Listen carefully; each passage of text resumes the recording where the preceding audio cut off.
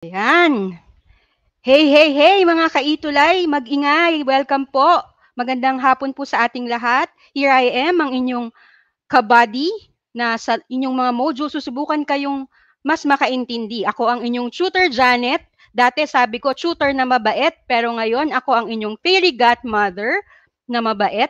At sa math, hindi man ako ganun kalupit, willing akong maging game para sa inyo. And this is the day that the Lord has made. Isang araw na magical. Kita nyo naman sa background. Magical at enchanted.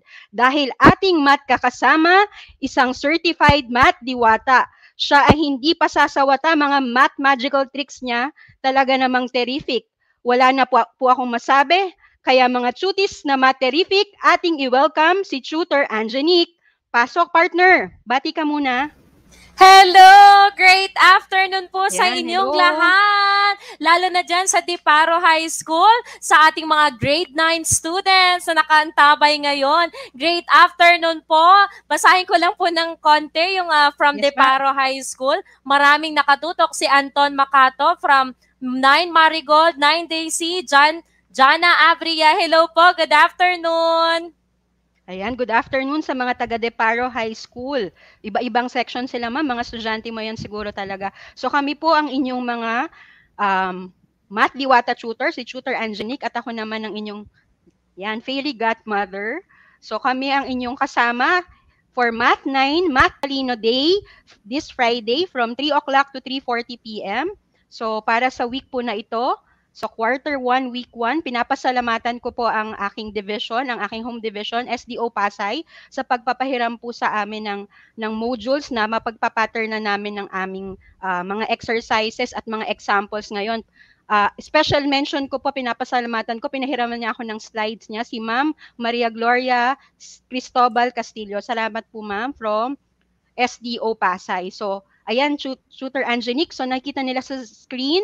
So, ngayon ay quarter 1, week 1. Nag-umpisa na talaga ang ating mga trabaho. Ano? Ikaw ba, kumusta naman ang iyong week 1 so far sa online classes mo? Yes, very good, mother. Nakaka-excite talaga, lalo na first week natin ngayon for the school year 2021-2022.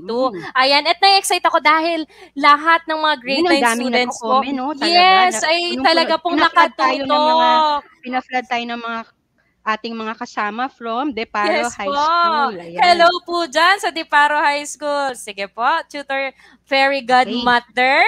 So, para sa mga objectives natin, Tutor, pwede bang pakibasa mo ang ating mga objectives for quarter 1, week 1 sa Math 9?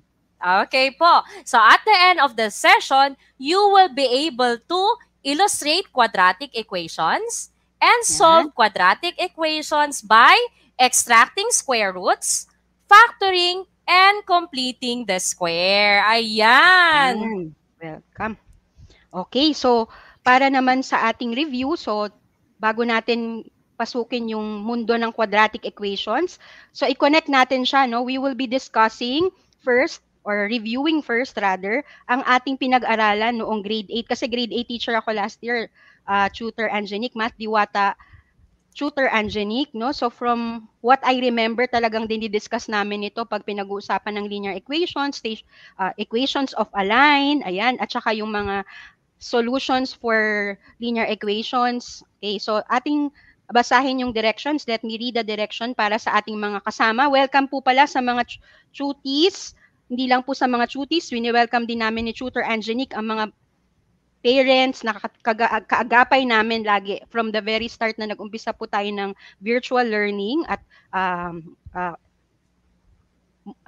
ating kinakapa-kapa na ngayon. So meron na tayong malaking grasp about how we will deal with the online learning. Okay, so ating pasalamatan sila kasama ng ating mga fellow teachers. Ayan. So for ating first task, we will have to identify. So ating aalamin sa mga listahan ng equations na nandito sa table na ito, alin dito ang mga linear equations. Okay, babasahin ko lang, Tutor Angenique, no? So we have for equations sa listahan natin, we have x squared plus 2x plus 1 equals 0. Pangalawa, we have x squared equals 4.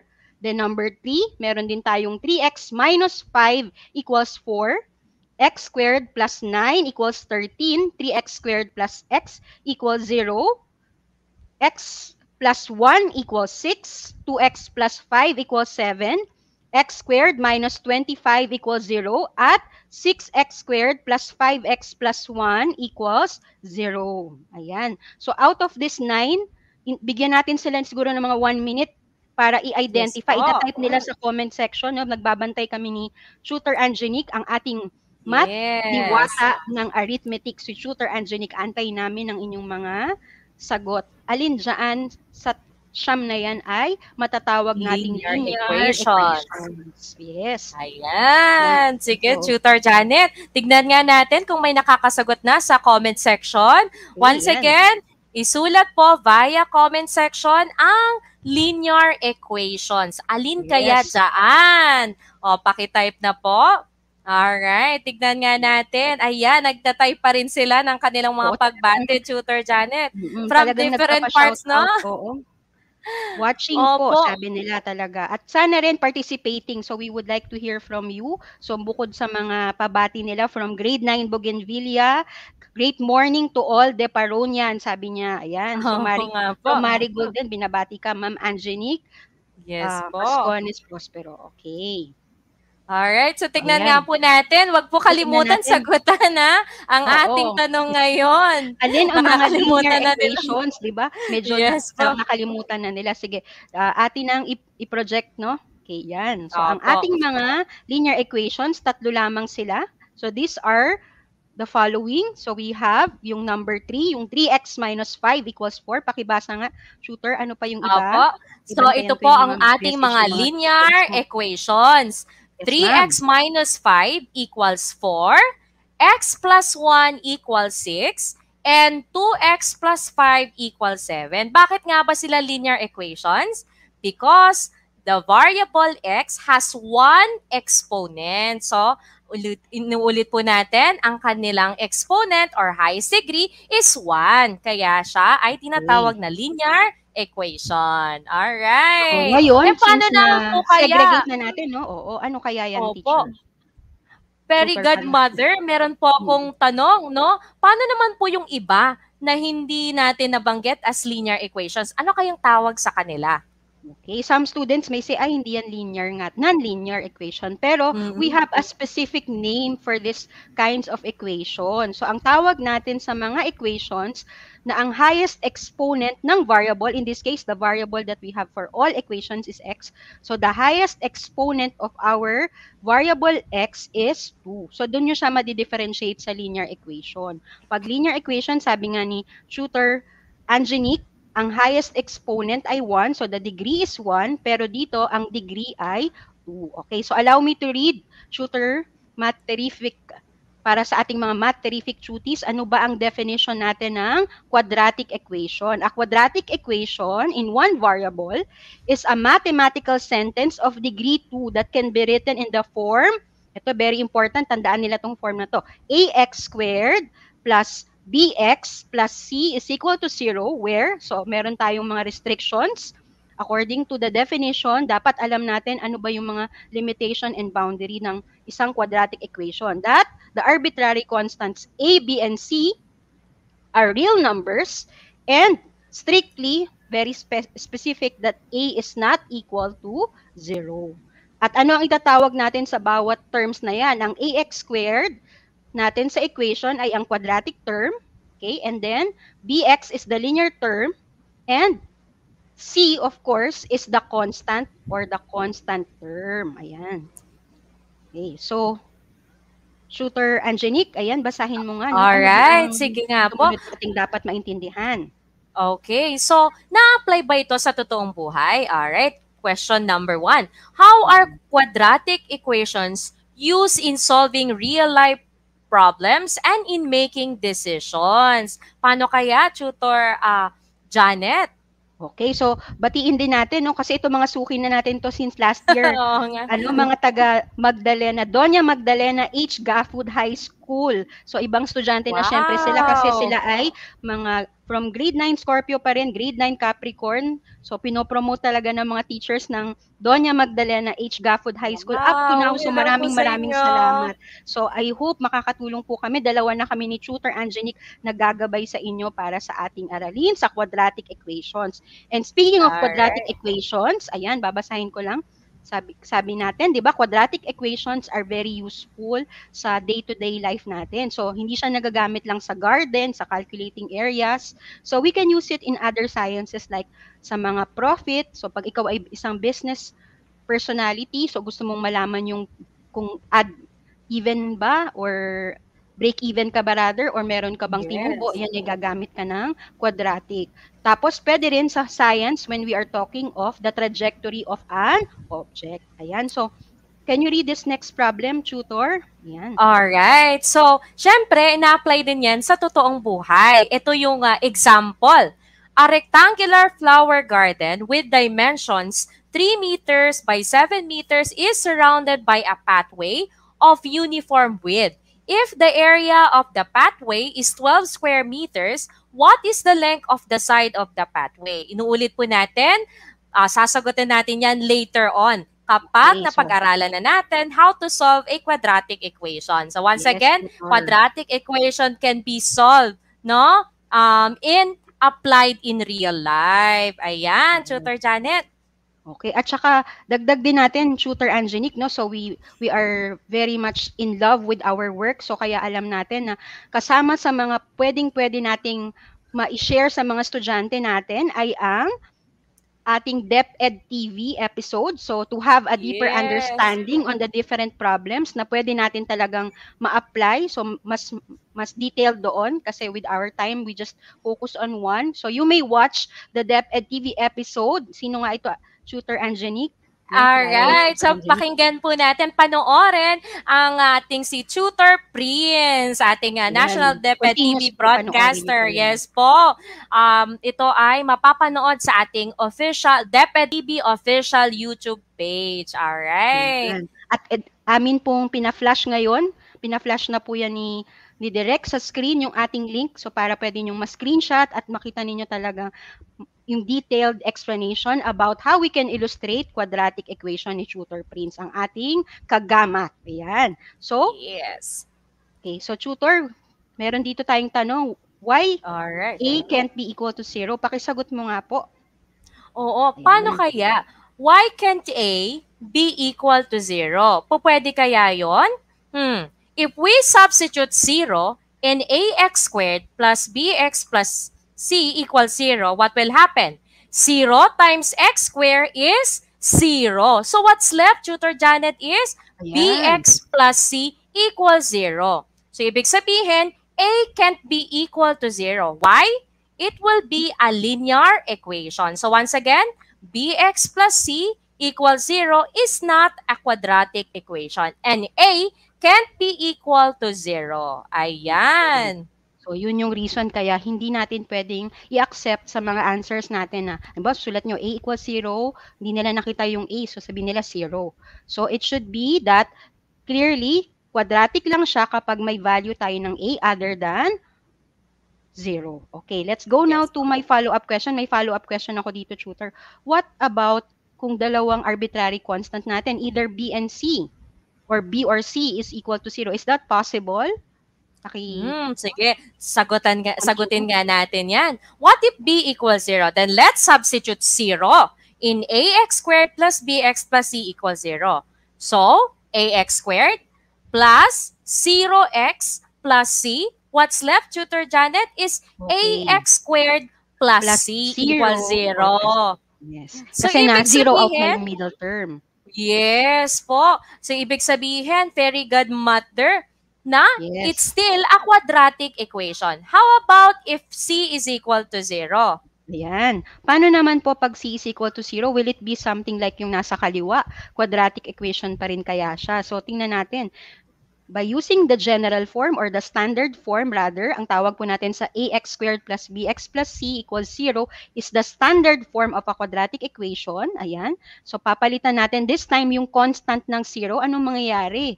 Magiging ax squared plus bx equals 0. So, ngayon yung dulo na yung na-zero out. Kaya, just the same, nandoon pa rin yung quadratic term, we can say na kagaya nung case na b equals 0, when c equals 0 is still a quadratic equation ang mapo-form natin.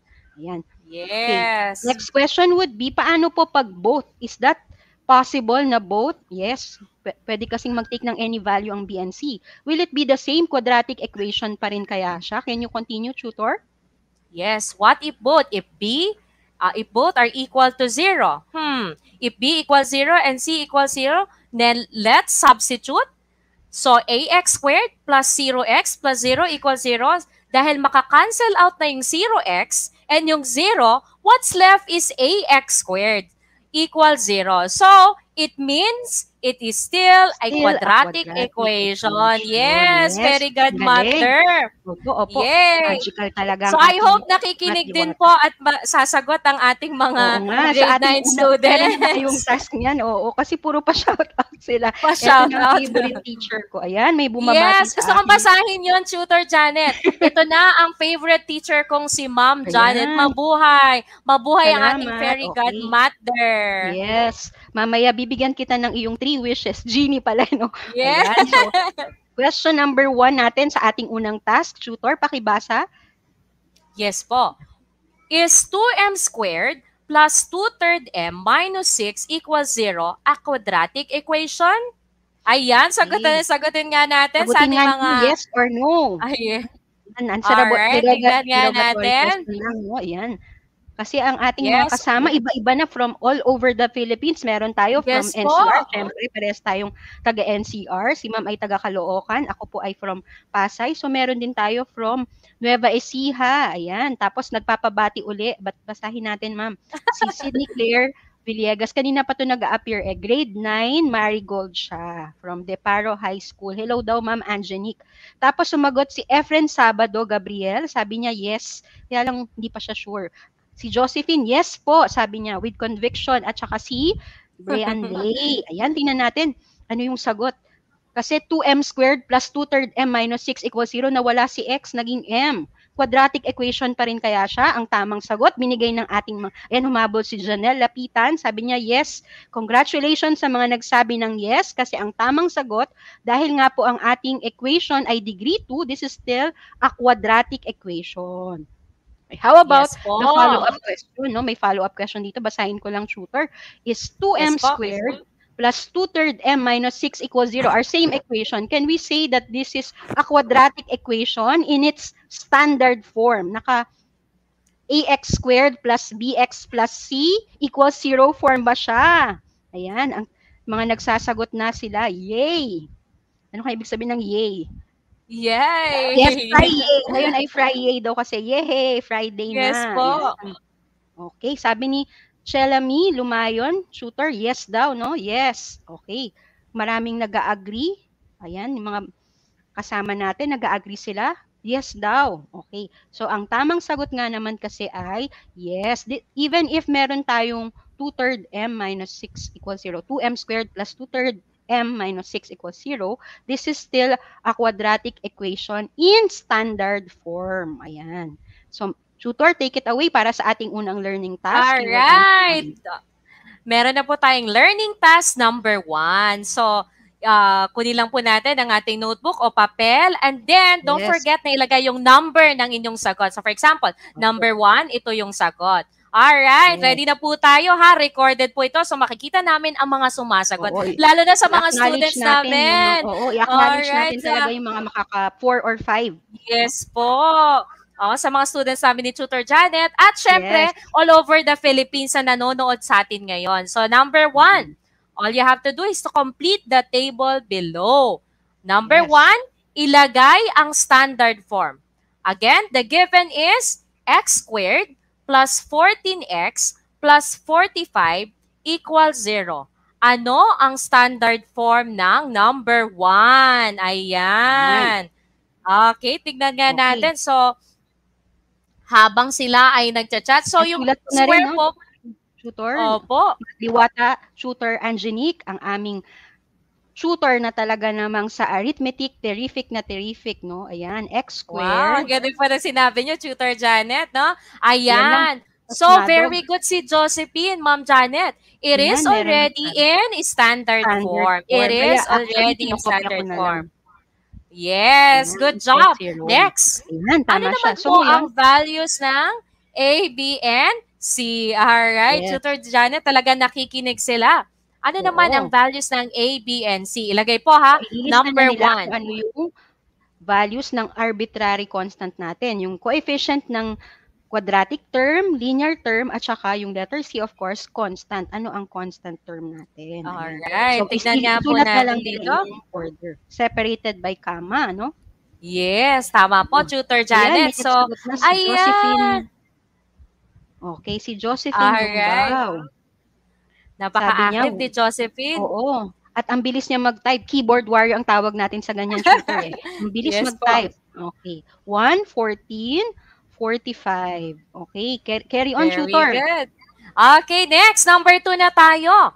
What is the standard form of x squared plus 5x equals 4? Alright. Okay. Again, for number 2, x squared plus 5x equals 4. Alright, tandaan po natin, ang quadratic equation standard form ay ax squared plus bx plus c equals 0. Alright, tignan nga natin. Talagang merong idol sila. Ako din, idol ko na ngayon si Josephine Lumbaw. Talaga sabi niya, palag-palag din pag may time. Talagang assertive. Sabi niya, nag-i-encourage pa siya. Yes.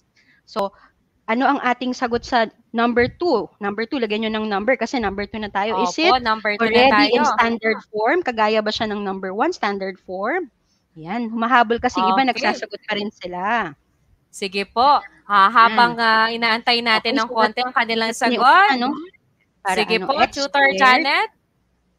X squared, so syempre plus 5x.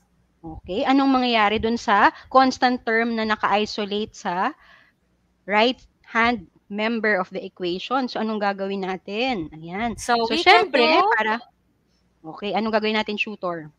Sige. Pwede po natin gawin dyan ay APE. Alright.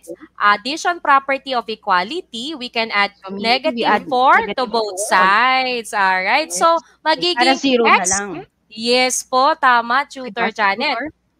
X squared plus 5x minus 4 equals 0. Ano naman ang values of A, B, and C? Ito, kayang-kaya na nila to, no? Ano ang values ng A, B, and C? Sulat natin ulit sa ating comment section below. So, kalmahan lang mga lods. Madali yung ating lesson. Alright. Siguro alam na nila to, Tutor Janet. Oo, kasi pattern lang siya sa number 1, no? 1, okay? 5. So, ito ang ating ax squared, no? Yung may term dito na x squared. So, automatic 1 din yan. And then 5. Ayan, meron nagsagot. Okay? Pero ayan siguro, po si Jillian. Brian.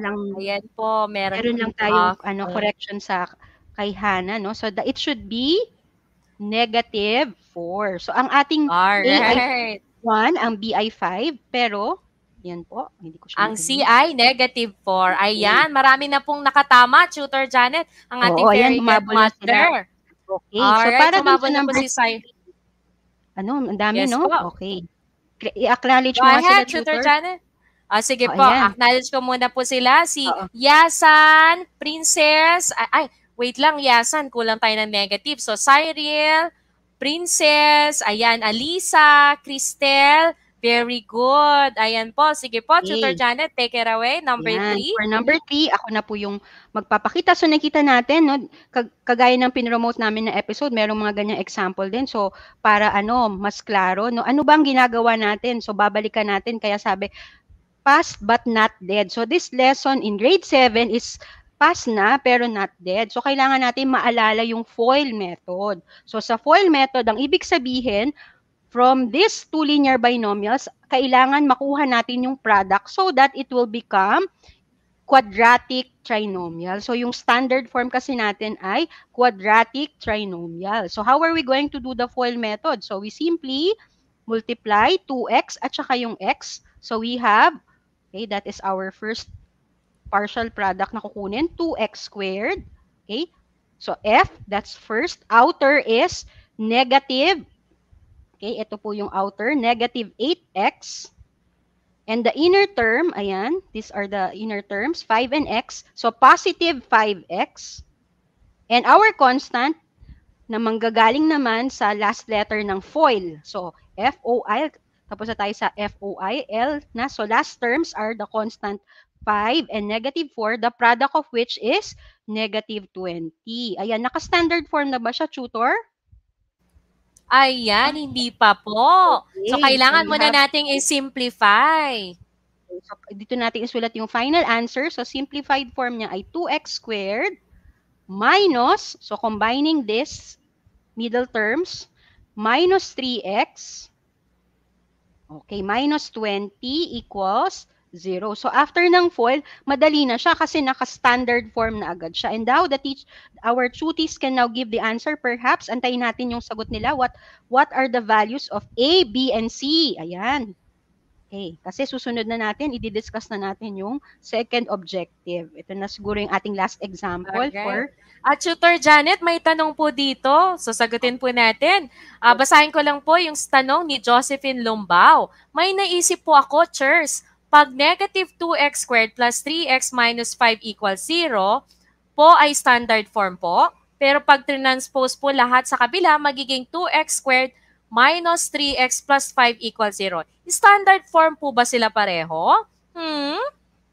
Okay, so alam ko talagang magandang tanong pa, no? Magandang tanong yan. Kasi hindi naman tayo talaga nire-restrict na kailangan 2x squared ang ating umpisa doon. Kasi siguro she's referring to our example na ililipat natin, no? So, pwede naman siya na negative. Pero para mas madali nating ma-factor, no? So, para makuha natin na mas madali, ideally, your teacher would require you to write it so that ganito siya. A, the leading coefficient is greater than 0. So, pareha silang naka-standard positive. Pero dapat, para mas madali nating magawa yung dapat nating magawa as we manipulate the equation, your A is positive. So, parang ding sa linear equation in one variable. Hindi naman mali na magkaroon ng negative. Okay, so ngayon, may mga nagsasagot na sa number 3. Okay? Meron na, di ba, tutor? So, ayan, sabi niya, yes. Negative 3, negative 20, sabi ni Jade, kasama ni Eliza. Ashley Galvez, ayan, si Jade Uwalat. Okay, hello po mga tutor from SDO Manila. So marami rin akong nabasa kanina. Early on sa ating broadcast, bumabati na yung mga taga SDO Manila. So welcome po sa inyo.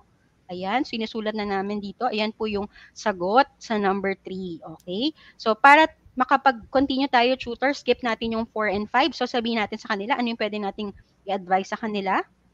Na Sige pwede po nila yan, pwede po nila yung ibigay yung sagot sa 4 and 5 sa ating DepEd E-Tulay page. Ayan. So, wag lang pong kakalimutan na take screenshot para may copy po kayo. And then, sasagutan po natin at ipopost sa DepEd E-Tulay. So, mag-join lang po kayo sa ating page. Ayan. Alright. So, para yung learning task number 1 natin, tutuloy nila yan. Okay, so, tutor, we have now, our next objective is we need to solve quadratic equation. So bago natin gawin yan, kailangan alam natin that there are 4 different methods that can be used in solving a quadratic equation. Ay, nakita nila sa ating slide ngayon, sa current slide, there are 4 different methods na pwede nating ma-apply when we solve a quadratic equation. So remember, hindi naman nire-require na yung isang quadratic equation, i-solve mo using all of this. Merong mga apt method for each type or for each family of quadratic equation. So, halimbawa, we have extracting square roots. So, pwedeng may mga equations na masosolve by extracting square roots. Meron ding by factoring. Okay, more universal, yung completing the square. And of course, quadratic formula. Okay. So, ano ba yung ating unang method, tutor? Para sa slide na to. Okay. Ito ang ating unang method. solving quadratic equations by extracting square roots. Ayan. So, ano po ang ating form? Kadalasan makikita po natin, ang ating form ay x squared plus c equals, or ax squared plus c equals 0. But we need, yes po, we need to convert it into the form x squared equals k. Ayan, para mas madali nating ma-extract ang square root. At meron tayong mga cases dyan na kailangang tandaan. If k is greater than 0, then x squared equals k has two real solutions. So, ibig sabihin, is square root of 64. Diba? Meron po dalawang sagot dyan. It's either positive or negative. So, dalawa ang solution. What about if k is equal to 0? Ayan. If k is equal to 0, tutor, paki-continue. Yes po. If k is equal to 0, then x squared equals 0. So we know 0 is neutral and it has one real solution, right? So the square root of 0 is 0. So yun lang ang kanyang solution. Okay po, tuloy ka na, Tutor Janet. Opo, in the last case, ayan, bibigyan natin sila ng ganyang example later, no? Excited ako dun sa example na ganyan. If Tutor k Janet is less than 0, so, meron din kasi tayong ganun na pag na-isolate mo yung constant term sa right side of the equation at x squared naman sa left side of the equation, yung k mo ay magiging negative or less than 0. So, in that case, we will have no real solution. Ayan. So, ating bigyan sila ng example, at least 2 examples of each, no? 1 example of each, no? So, we have here, okay, so applying the square root or extracting the square root method, we have x squared equals 36. So, ang ating solution, ayan, na-preempt na dyan, x equals positive or negative square root of 36. Kasi nga, ibig sabihin, from x squared equals 36, we will get the square root of both sides. Okay? And taking note na since naggamit tayo ng square root property, lalagyan natin siya laging present yon para maging realistic tayo dun sa idea na quadratic. So, we have not only the principal root, but the other root, which is negative 6. So, that's why we have x equals the positive or negative square root of 36, or x equals positive 6 or negative 6. Ayan po yung ating final answer. Pero, ano ang implication ng tutor? Okay? Pakibasa. That so, ibig sabihin, we have two real solutions. Meron tayong dalawang sagot that will solve the quadratic equation. So, x could be 6 or negative 6. Ayan. So, example number 2 na tayo, tutor. Okay. So, for example number 2, ayan. So, we are given yung case na x squared equals a negative number. Okay. So, tutor. Okay. Alright. So, ganun pa rin po. We will take the square root of the left and right side. So, x squared equals negative 4. So, x is equal to the positive and negative square root of negative 4. Wait, the square root of a negative 4 is an imaginary number.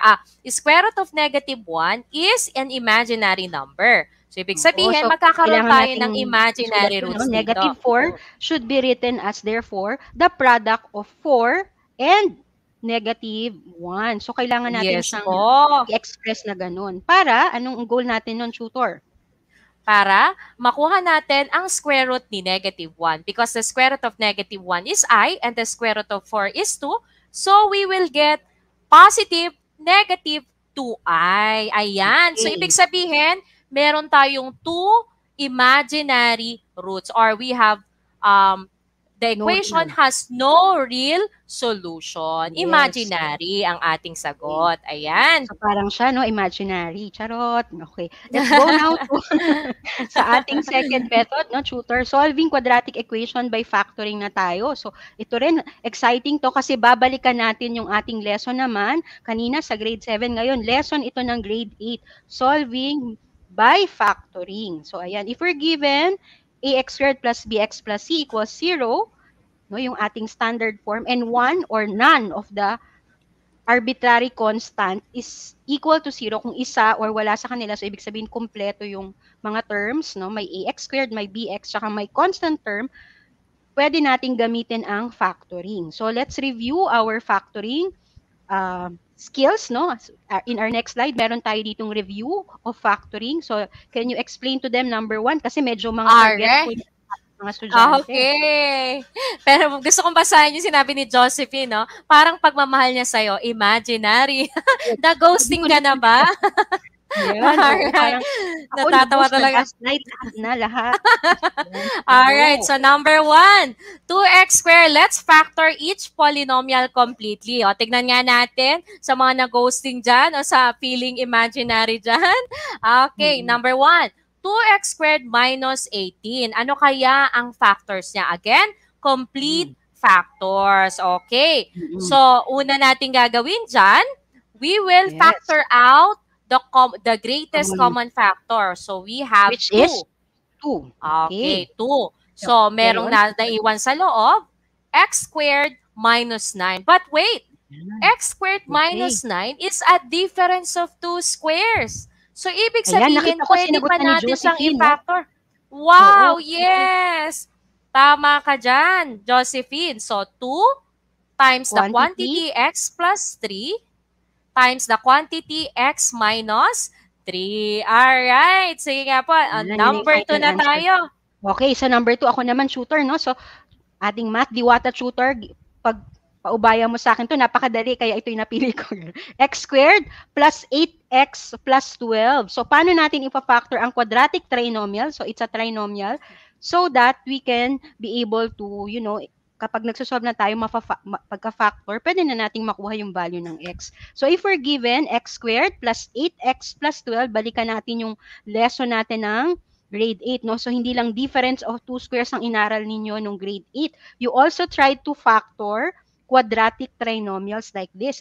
This is under case 1 because a is equal to 1. So, when a is equal to 1, madali lang po ang trial and error approach. So, we have to just factor the first term as x, tapos dun sa kabilang binomial is x.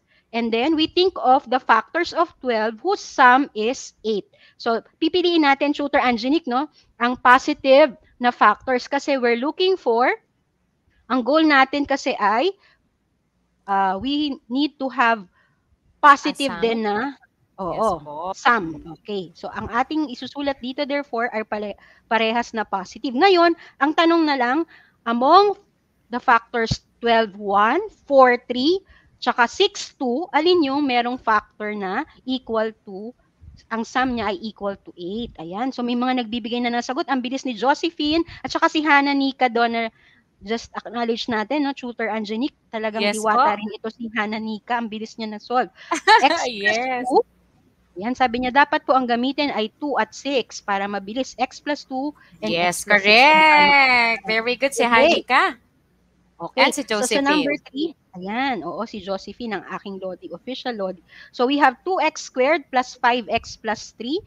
So, gamitin natin yung next na page para sa 2x squared plus 5x plus 3 equals 0. So, pwede natin siyang i-factor, no, using the long method or the short cut. Okay, so pakita ko rin yung shortcut muna pala, Tutor, no? So if we're given 2x squared plus 5x plus 3, madali din naman itong i-factor kasi nga, especially that bukod sa na-encounter nyo na to ng grade 8 kayo, probably nabigay na to na example ni teacher nyo for math 8. So madali siyang i-factor because our constant term is prime. So, ibig sabihin, makakaisip ka lang ng one set of factors. Diba? Yun ang ating definition, Tutor. Pag hindi siya composite, prime siya. And it has only, factor na lang ay itself and 1.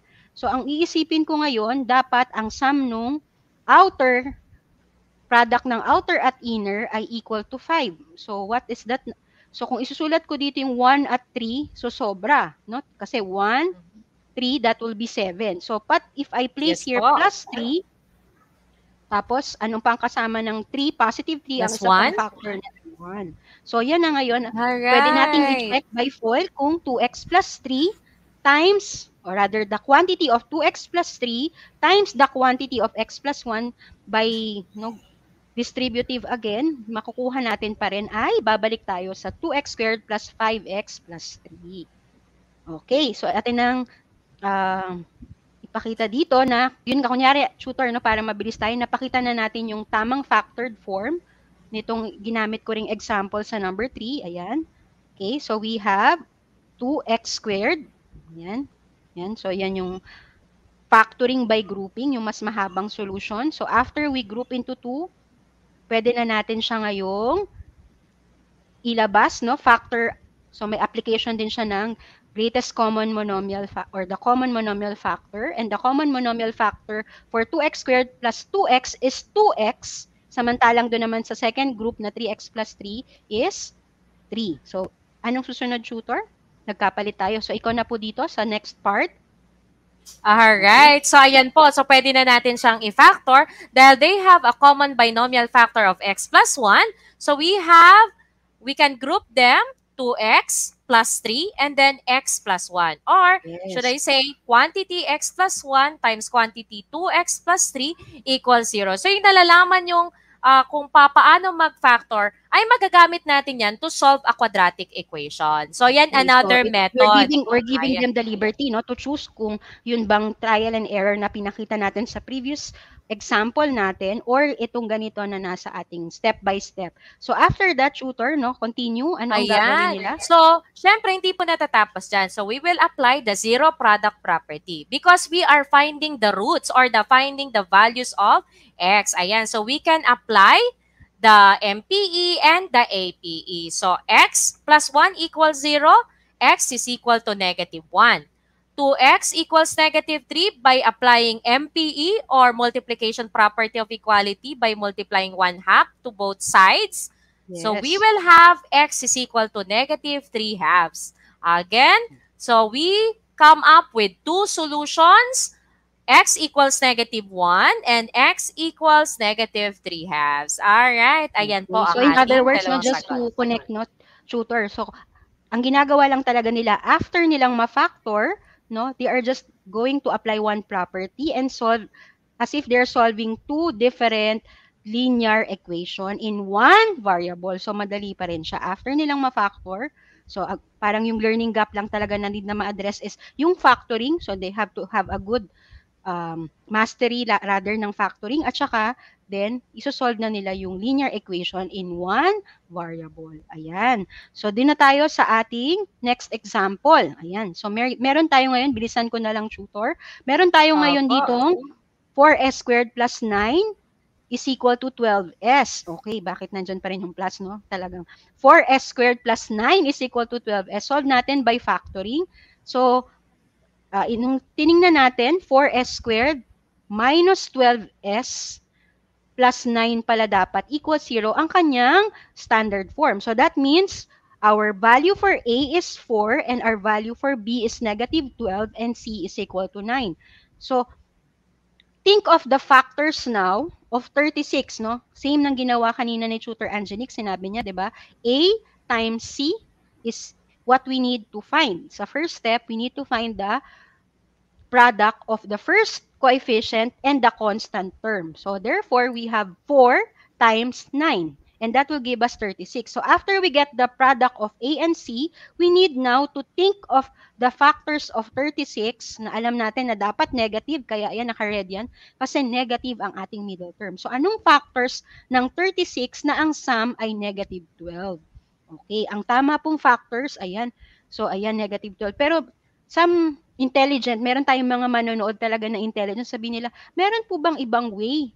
Pwede naman yata yung sagutan easily, no? Ano kaya ang mapapansin natin about 4s squared? Okay, ang ating equation kasi, minus 12s. S plus 9. Plus 9. Okay, tignan nga natin ang ating viewers. Oo, ano kaya ang masasabi natin about this trinomial? Meron ba kayo mako-comment dyan? So, pwede ba siyang i-factor using a shorter or maybe a pattern technique? Okay, so nagbibigay sila mga pahabol na sagot yata itong mga huling comment nila, no? Sa 6 and 2, yan yung kanina natin. So actually, ang tawag natin, para mas mapabilis natin yung tutor, ang tawag natin dito ay perfect square trinomial. PST. Hindi ko mabura talaga.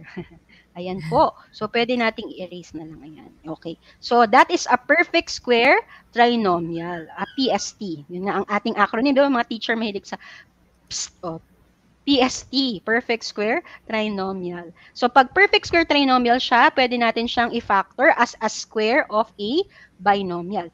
The factor of a perfect square trinomial is the square of a binomial. And in this case, na 4s squared minus 12s plus 9, nakikita natin na ang kanyang factors are 2s minus 3 times itself, or the quantity of 2s minus 3 squared.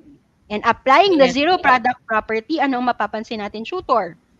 Ayan, dahil repeated factor siya, so ibig sabihin, the square of 2s minus 3, ibig sabihin, isa lang ang kanyang root. So, 2s minus 3 equals 0 by applying the zero product property, the MPE. Alright, Yes. so that's gonna be 2s equals 3 halves. So, dividing both sides by 2 or multiplying both by 1 half, we will have so s 2s over 2 equals 3 halves. So 2s over 2 Alright. equals 3 halves, s is equal to 3 halves. The final answer, sabi nga ni tutor, meron lamang tayong non-distinct, hindi magkaiba. There is only one Yes. solution to the given equation. Okay, in connection to that, kasi kaya natin ginamit yung number 3, kasi babalikan din natin yung perfect square trinomial pa rin, no? The perfect square trinomial, our goal is to write it as a square of a binomial. Okay, so ating bigyan yung number 1, 2, and 3 ng mga nararapat nilang factors. The numbers 1, 2, and 3, tutor, as you notice, ay ano sila lahat, tutor? Ayan, babasahin natin. Ayan. Dagdag aral po ito. Ayan, sabi mo. Yan, kaya kailangan pong makinig at balikan. Pwede nyo pong balikan ng grade 8. Meron po tayong YouTube dyan para sa Itulay. Yes. Ayan, para makasabay po kayo dito sa grade Joshua. 9. So, number 1, x squared plus 6x plus 9. So, ano po yung factors niya? Dahil siya isang PST, so that is the square of x plus 3. Alright. Okay. Number 2, tutor Janet. Ayan, meron naman tayo ngayon. A naman. A squared plus 12a plus 36 is factored dapat as, so kanina kung 9, 3. Ngayon, 36, meron tayo ngayong square root ng 36 and that is 6. So therefore, our factors will be the square of the binomial a plus 6. And for our last, yung binigay mo kanina, diba? Sabi mo 64. Anong square root ng 64? 8. Okay. So therefore, this is also another perfect square trinomial. And what is the factor, tutor? Ayan, dahil negative ang middle term, so kinakailangan negative din ang ating sagot dito. So by sa middle term. So x square of the x minus, ano nga ba yung square root ng 64? It's 8. So the quantity x minus 8 square. Ayan. So kailangan talaga we have a good grasp of our factoring a perfect square trinomial para magamit natin itong third method called solving quadratic equation by completing the square. So among the tatlo na dinidiscuss natin or na-discuss na natin Alright, before, yes po. so actually, ang solving by completing the square rather ay more universal than the others. Alright. Pero anong goal natin dito, tutor? Ang goal natin ay from the general quadratic form na ax squared plus bx plus c, anong goal natin dun sa nasa right hand? So, kailangan natin ma-transfer, okay, mailagay yung constant term sa right side of the equation para ma-complete naman yung left side, maging perfect square trinomial. Yun po yung pinaka-goal natin dyan. And later on, magkaroon tayo ng? Ayan, at masasolve na natin by extracting square root. Alright, and makakapag-split po tayo into 2 at magkakaroon tayo ng two real solutions. As long as, meron uli dito, as long as k is greater than or equal to 0. So, meron tayong restriction na pwede tayong magkaroon ng dalawang possible answers only because k is greater than or equal to 0. Two real or one real solution. Okay, let me correct myself. So, pwedeng real at saka two real or saka one real lang. Okay, pero pag k is less than 0, ibang usapan na yon. Let us have now our example, tutor, here. So, ito yung case na hindi talaga natin siya magiging real. Okay, may mga bagay talaga na akala natin real pero hindi pala real. Ayan. So, tingnan natin ito. So, Sabi ko talaga, ang dami kong hugot. 2x squared plus 12x plus 50 equals 0. Yung mga hugot na pang 2018 pa. Okay. 2x squared plus 12x plus 50 equals 0. Ang ating unang gagawin, tutor, ay, let me read it, divide both sides muna by the coefficient of the quadratic term. So, dividing it by a, ang matitira na lang ay x squared plus 6x, no? Equals, and then, nag-apply din pala ng APE, dito na pinagsabay ko na siya dito, x squared plus 6x equals, so nag-add ka ng negative 50 on both sides, and then divide by 2 the negative 50. So, we have x squared plus 6x equals negative 25. And then, anong sumunod? Tutor. Alright. Kinakailangan na nating makomplete yung left side to make it a perfect square trinomial. So, x squared plus 6x plus 9. Again, yes, yung ating factors ay square of quantity x plus 3. And don't forget, ayan, so don't forget na i-add din natin kung ano ang in-add natin sa left side, ay i-add na din natin sa right side. So, if we add plus 9, we add to the right side plus 9. So, square of that's x why plus add both sides. No? Dapat yes, add both sides. Okay. Alright. And then after that, ano nakikita natin sa screen, tutor, no? We express the perfect square trinomial. Opo, carry on. Sorry, tutor, ikaw yan. So, ayun na. So, express the perfect square trinomial on the left side of the equation as a square of binomial. Yes, so, yun po yung ginawa natin kanina. So, ito na po siya. Quantity x plus 3 square equals negative 16. So, paano natin yan masosolve, Tutor Janet? Okay, so kung mapapansin nyo, sa previous slide natin na yan, x plus 3, the quantity of x plus 3 squared equals negative 16. So, it's somehow, it takes the form of x squared. So, kaya lang yung at x squared equals k. Kaya nga, sabi ko kanina, kaya lang hindi siya real. Mukhang hindi siya real. No? Kala lang real. Kasi negative 16 nga ang ating kailangan kunan ng square root.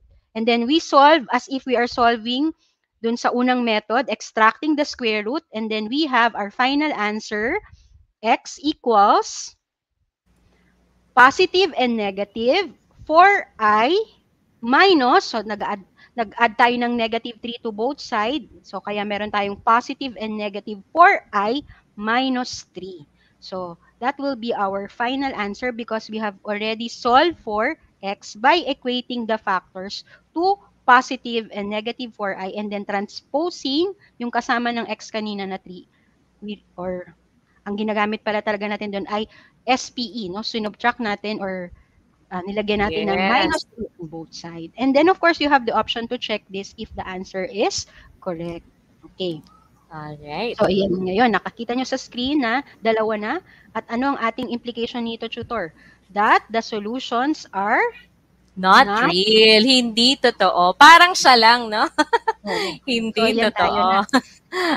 Okay. Next. Next na po tayo. Magra-wrap up na tayo, tutor, sa steps natin. Can you please read the first 3 steps? Okay. So again, these are the steps to remember. First step, i-divide po natin yung both sides by the a or the coefficient of ax squared. Alright, of the quadratic term. Next, second step po natin, write all the terms on the with variables on the left side.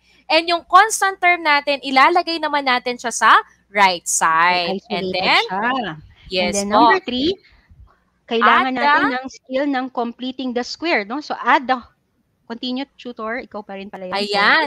So, yes po. So, add the square of 1/2 of the coefficient of x. So, paano po yun?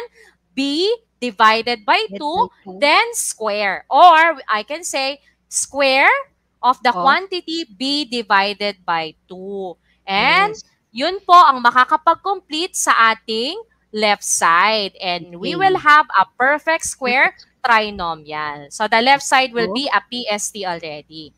Alright, and fourth step. So for the fourth step, let me continue, no? Na pag na-complete na natin yung square, no, naging PST na yung left-hand member of the equation, the next step, step number 4, is to express. So kailangan maging factored form na siya na square of a binomial. So, sa lesson natin nung grade 8, alam natin na ang perfect square trinomial has to be factored as the square of a binomial. And then after that, we can now proceed to solving the resulting equation by the usual method, which is the extracting the square root method. Na most of the time, kagaya nga ng in-example natin, no, kung meron talaga tayong na-form na PST, we will have two distinct solutions. And of course, may Ayan. option tayo lagi to check the solution obtained against the original equation. Ayan, partner, take this away na yung ating evaluation part. Ayan. Yes, evaluation. Sa ating Ayan, mga kasi manunod, namarkahan natin talaga reminder. sila. Yes po, reminder lamang po ha, lahat ng kino-comment nyo po dyan ay recorded at nababasa ng ating DepEd Philippines. So, ibig sabihin, lahat po sa ang sulok ng Pilipinas, nababasa po yan. Kaya, mababalikan po natin yung mga... Yes, think before you comment. Inilalagay natin sa mga iba-ibang platform, hindi lang sa Facebook, pati rin sa YouTube, mapapanood yan ng ating mga kinauukulan. Alright, sige, evaluation na tayo. Yes, tutor. Opo. Ngayon naman, ang gagawin nyo, number 1, lalagyan nyo lang yung letter ng inyong sagot. So, choose the letter that corresponds to the choice which you think best answers the question. Again, ilalagay po sa comment, number, and then yung letter. Alright, sige po, number 1 na tayo, Tutor Janet. In the quadratic equation, 3x squared plus 5x equals negative 2, which is the quadratic term? Is it A, x squared, B, 5x, C, 3x squared, or D, negative 2? Ayan, ilagay na po natin sa ating comment section. Ayan, Tutor Janet, may sumasagot na. Si Ronel M. Arizala, sabi niya, 1. C, ang galing, no? Hi, ma'am, sabi niya. Hindi ko alam kung hi, kasi walang pangalan. Hi, ma'am daw, baka either sa atin tong dalawa. And then, marami na nag-agree. So, tingnan nga natin kung tama sila, si Hannah, ayan, si Brian. So, ang tamang sagot nga ba ay C? Ayun, okay. So, may nakita na ako, tutor, nire-record ko na kasi ina-identify ko yung mga nakakatamang sagot. Yes, baka mga students natin yan, no, Tutor Janet? Yes. Okay, number 2 na po tayo.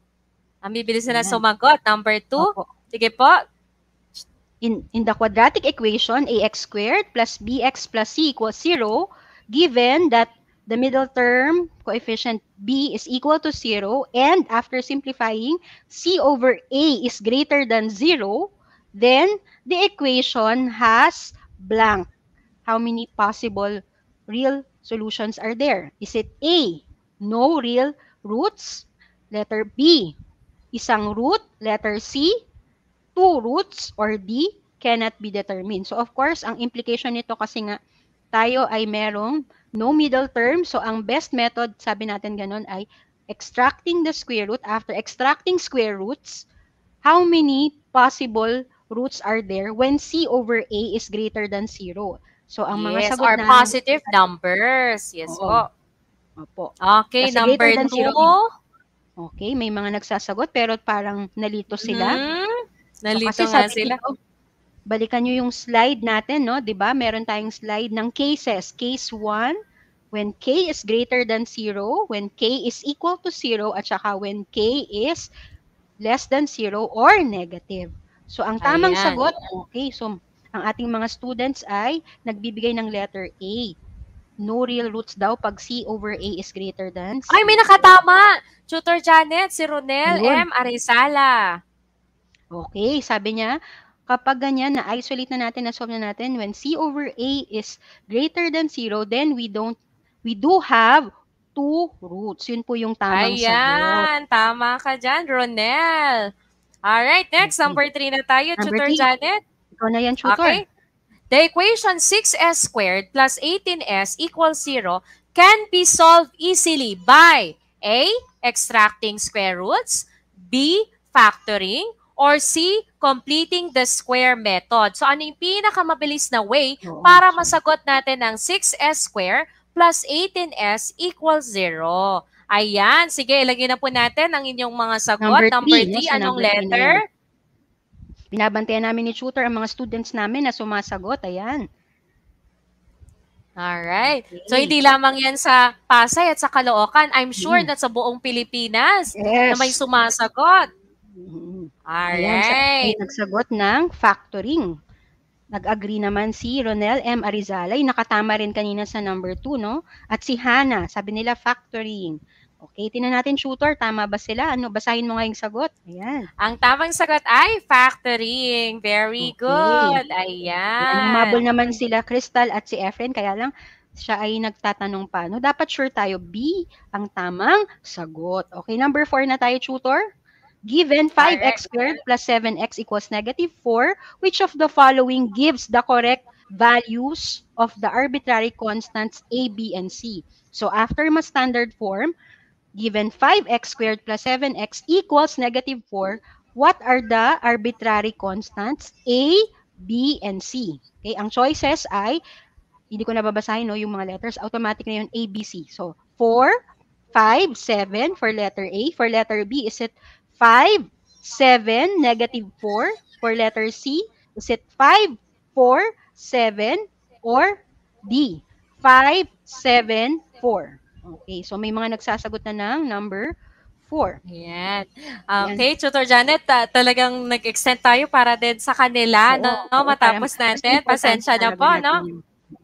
Yes Okay, po. so ang tamang Okay. sagot po ay binigay nila. Ayan, karamihan ng mga huling mga nagko-comment si Kian. Okay, last question naman na tayo, tutor. Ayan, pakibasa na po, Yan. So, tutor.